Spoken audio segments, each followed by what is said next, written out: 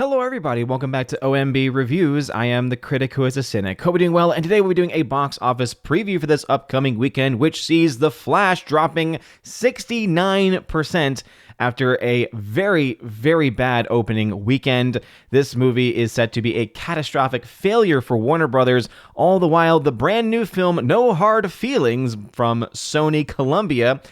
Oh boy, that film also not expected to do a whole lot of money, but what is most fascinating is that Box Office Pro is right now projecting that the film that has been out for now going into its fourth week of release, Spider-Man Across the Spider-Verse, is expected to come in number one, to beat out the second weekend numbers for The Flash. This goes ahead and show you just how poor The Flash's numbers are, and even if The Flash is able to somehow eke out, because look at the difference between them is only about $100,000 in the projections, even if it is able to eke it out, the fact that Spider-Verse is likely going to be coming in very, very, very close to what The Flash is going to make.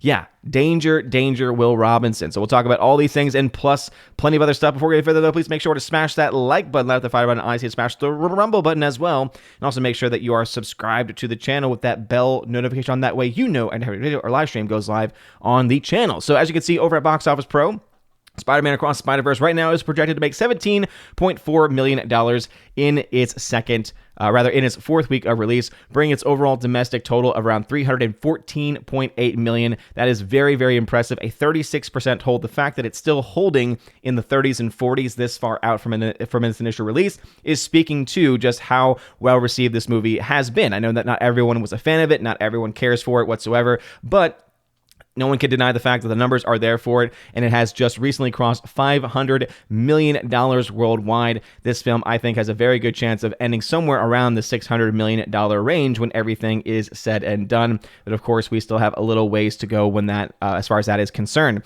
What is the big news, of course, for me is the fact that The Flash is, again, as according to Box Office Pro, projected to drop around 69%, making only $17.3 million. So this movie, after 2 weeks of release, right, and after the Juneteenth holiday, is only going to have made $90.8 million. So this film will still have failed to reach $100 million domestically. Keep in mind that there have been a plethora of other films, many of which have been massive flops. We think about films like Disney's The Little Mermaid, amongst others, that have been able to get to the $100 million mark within a week or even less than a week. So the fact that The Flash is now 2 weeks into it, and after 2 full weekends of release, not going to be even, it's still, close, but not nearly as close as it probably should be far past it, to be perfectly honest. This is, again, spelling a lot of danger for the studio going forward. It is no surprise that there are now rumors coming out about how Warner Brothers is talking right now with Netflix about possibly licensing some of their content out to Netflix to try to get a little bit money back. Now, the titles that they're talking about don't make a whole lot of sense. There's a title, for instance, called Insecure. That's an HBO Max, or rather just a Max exclusive. Don't quite understand why anyone would necessarily want to have that property when I can't imagine that IP is going to bring in a whole lot of money. Not to mention, apparently, they are still wanting to hold on to distribution rights, meaning that they are still going to have that show on their streaming platform, but just allow Netflix to also have it. Can't imagine you're going to get a lot of money from that with all of that information. So let's just say Warner Brothers right now is in a lot of trouble, and The Flash is a primary reason as to why that is the case. We also have a lot of trouble going on for Disney right now. Elemental, even though some are going to say, look at that 45% hold. That's a great hold. That's a great percentage hold.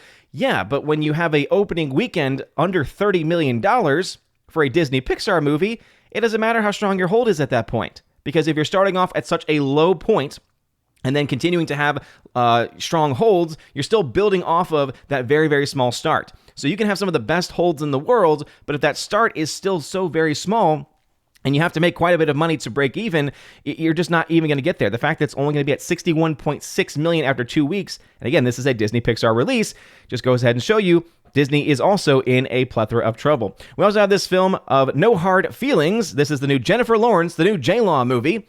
Isn't it amazing how she's been on the record so far going off and off and off about feminism, etc.? And now she's in a movie where essentially she's exploiting herself. It's just like, okay, that's not a bit ironic. That's not a bit hypocritical whatsoever. But hey, you do you, boo, I guess. I have no intentions of going to see it, but No Hard Feelings expected to open to 13.6 million. It wouldn't surprise me whatsoever to see this film coming in well below that, because I just don't really feel like she is much of a box office draw at this point in time. Really, the age of the Hollywood star has really fallen away quite a bit, and now it's all about movies and all about trailers and all about marketing and word of mouth. And just based on everything that we've been seeing so far from the trailers, I just don't see what is appealing about this movie, unless you are, again, basing it off of pure animal instincts, which, as you all know, I will definitely try to dissuade people from doing, because, again, we're called to be so much more than just that. Transformers Rise of the Beast also continuing to have, again, on paper, strong holds, but because it also had a very small opening in comparison to what other Transformers films have done in the past and the amount of money this film still needs to make to break even, this film also is set to continue to be a flop at this point in time. Asteroid City, this is a film that I actually have some interest in. It's a new Wes Anderson movie. This is now getting a much wider release, 1,800 screens, expected to make around $9 million. So it had a very strong showing in the very few theaters it was in last weekend. So we'll have to wait, of course, and see exactly what this film does in the long run. This is a smaller film. This is a smaller budgeted film. Still has to make quite a bit of money, though, as, again, Wes Anderson is not going to make movies for $10 to $20 million. So with even a $40 to $50 million budget, I'll have to actually double check. We'll go ahead and check this live, because, we like to do things live here over at OMB Reviews. We'll go ahead and see exactly what the overall budget for the movie is. $25 million. So that's about exactly what I would have expected for this movie. Around $25 million there. And so based on that alone, that means the film needs to make, around $75 million or so, maybe $75 to $100 million worldwide to break even. It's not going to be a huge international release, but hey, it's definitely a possibility if it is able to have strong holds. And hey, if it has a further release schedule than this, it could end up working out for it. Little Mermaid is projected to still, again, strong holds, you could argue. But the money and the money that it's made, or the lack of money that it's made, continues to leave this film in flop territory. Looking overall at what Deadline is saying about the weekend, it says The Flash, despite no pizzazz, will remain in charge of the weekend. So Deadline right now is not expecting Spider-Verse to come in number one. They're expecting it to be The Flash. But just go ahead and look at the overall numbers that they are projecting. They are thinking the film will make somewhere between 16.5 and 24.7, meaning they think the film is going to drop somewhere between 55 and 70%. So Box Office Pro coming in saying that they think it's going to drop around 69%. You have this wide range here from Deadline. Let's just say, I think we could all assume that this film is going to drop at least 60%, if not more. And any type of drop like that, especially on such a low release schedule, just points to a lot of problems. It goes on to say The Flash did 5.2 million on Tuesday, 14% from the Juneteenth holiday Monday, take of 6.1 million. And just keep in mind, too, that the vast majority of schools are already off for the summer. So it's not like you're getting that much of a increase in people who are off, right? You have some federal workers, some other jobs that might give the federal holiday off in general, but you still have, again, the vast majority of people already off as far as just general, kids and colleges and high schools, etc. And so I think the portion of the audience that they expect to most likely go to see this movie, they're already available. And so that's why I'm not surprised that the numbers overall were not all that good. Also, it does, again, thankfully, mention the fact that Tuesday is typically a discounted ticket day, so that explains why the hold was so strong. What I found most interesting, though, about this was this last point right here. Running 5-day total is 66.4, which is only 5% ahead of the Green Lantern.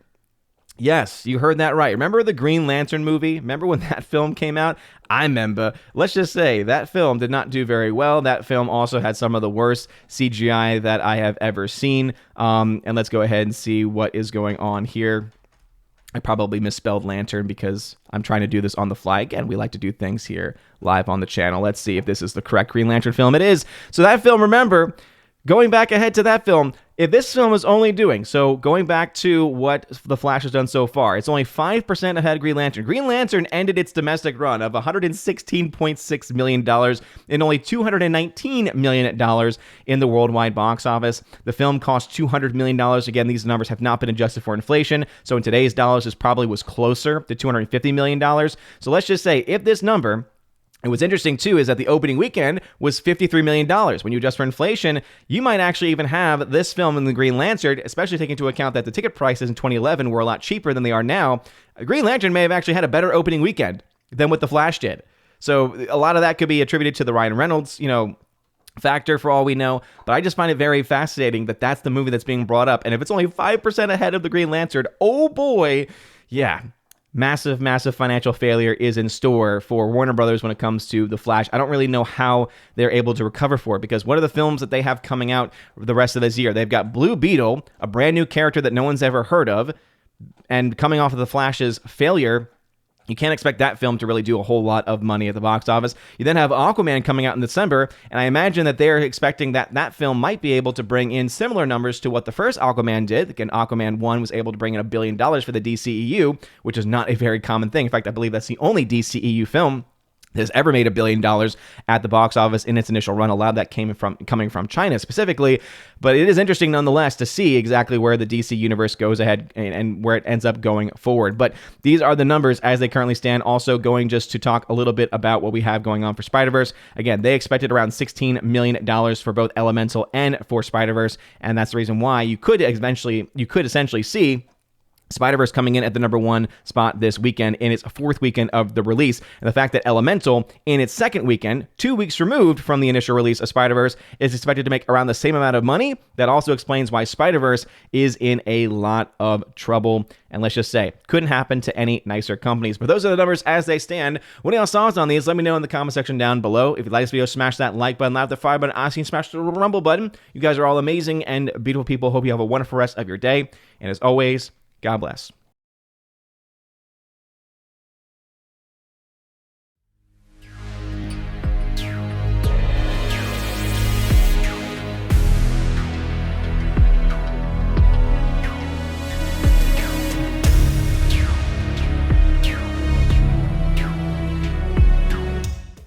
And now for a huge special shout out to all of my June Patreon, Subscribe Star, and Locals members at the Keeper, the Bifrost level and above. Starting off first with Patreon, Father Luca Illich, Heimir Irie Hymason, Garrett Searles, Joe Horn, Jonathan Carney, Orange Hat Reviews, you can check it over at his YouTube channel, Orange Hat Reviews, Laura, the Modern Major General Story, Rosetta Allen, who you can check out at her YouTube channel of Eagle Rider, and Miss Martin Muses, who you can check out at her YouTube channel by the same name as well. Also to my Subscribe Star peeps, Matt317, check out his Twitch channel by the same name, Fast Reaction, The R, Mr. Roy, J-Rod the Beer Guru, and ZK Man, who you can check out over at xtheboundaries.co. And lastly, to my Locals members, Miss Minnesota Hockey Fan, How About a Hockey Player, J.H. Schwalbach, and Robert Barnes, the amazing lawyer. And again, thank you all very much for being my supporters. If you want your name shout out at the end of every live stream and every video, check out the top link in the video description below. You also can get access to things like a giveaways channel where I give away Blu-rays, 4K steelbooks, all kinds of stuff every single, most weeks in the month. I try to give away something, or at the very least towards the end of the month, I will make it up with several giveaways. Basically, most people are guaranteed to walk away with something at the end of every single month. So if you want access to that, again, check out the top link in the video description below, as well as access to an exclusive podcast. This past month, I was actually able to record a great podcast with Michelle from Force of Light Entertainment. So you want access to that and also a plethora of other content, check out the link in the video description below. You guys are all amazing and beautiful people. Hope you have a wonderful rest of your day. And as always, God bless.